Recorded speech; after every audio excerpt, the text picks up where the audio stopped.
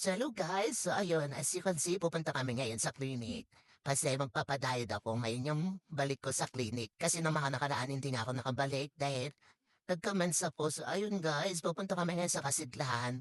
And sobrang init talaga niya as in. Parang hindi na nakakayanan ng aircon.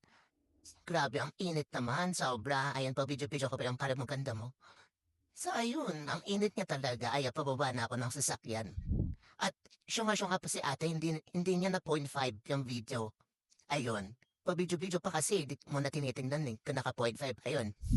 So, but anyways, pumasok na ako sa clinic niyan kasi sobrang init talaga. And buti na lang, ko na nang ay above na ito. So ayun, gulo-gulo pa yung buhok ko dyan, wala pa suklay-suklay. Charis. So anyways, ayan, pa-video-video ka pa dyan na, hindi mo naman na 0.5. So umupo na ako dyan and grabe talaga, sobrang init talaga as in, hindi ko talaga kaya yung init sa Pinas. So ayun na nga, nag-fill up na si mama dyan and ako, pumasok na rin ako after nun, pinapasok na ako sa loob para humiga and denied na rin ako and nagpa-facial na rin ako.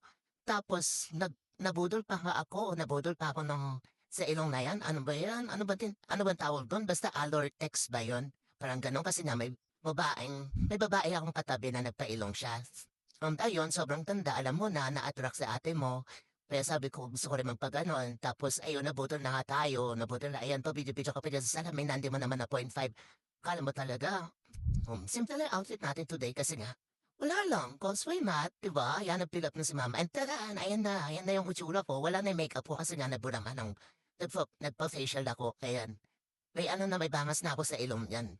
Charis, ay hindi talaga magaganyan ng ate mo. So ayun, nasasakyan na ako noon. And grabe guys, share ko lang, sobrang sakit talaga. Sobrang sakit, 4 na injection yung ginawa sa ilong ko. So sabi sa akin, para daw mabawasan yung taba ng ilong ko kasi nga matangos na siya. Pero malaki nga, kaya binawasan lang yung taba para lumiit siya. So ayun, may second session pa ako and babalik pa ako next Thursday. Ayun, na-injectionan ulit 4 na beses. Sobrang nakakaluha talaga at nakakabahing. Grabe talaga guys. So ayun lang guys, bye!